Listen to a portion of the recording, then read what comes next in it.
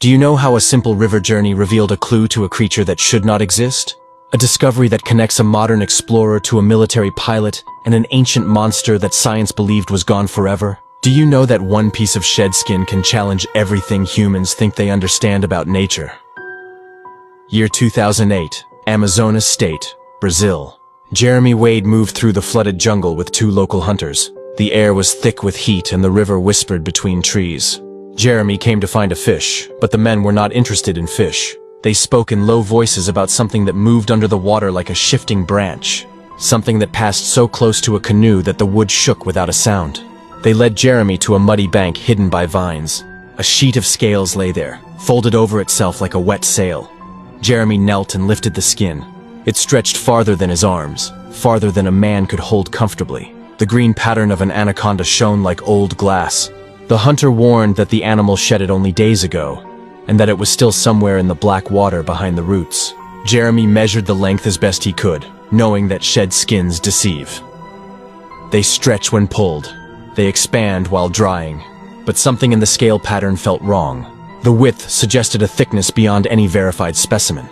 The villagers stood back, as if the skin still had gravity.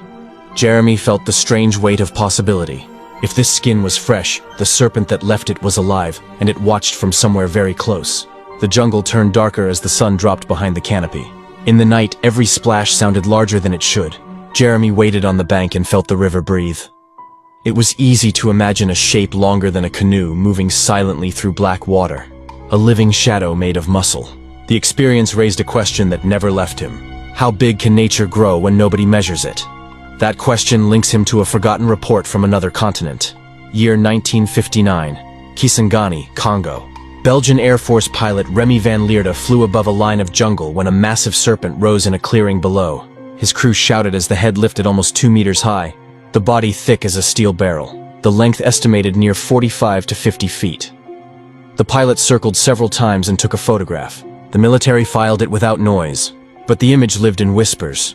It showed that someone had seen in daylight what Jeremy only felt in the dark. Science once dismissed such claims until the ground gave up proof. Year 2009, Cerrejón, Colombia.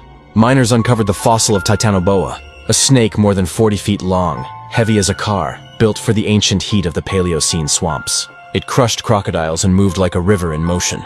The discovery proved that giants were real, not legend. When Jeremy left that village, the skin remained in his memory like a question without an answer. Somewhere in the world, the heat, the water, and the silence still exist. Nature repeats itself when conditions return.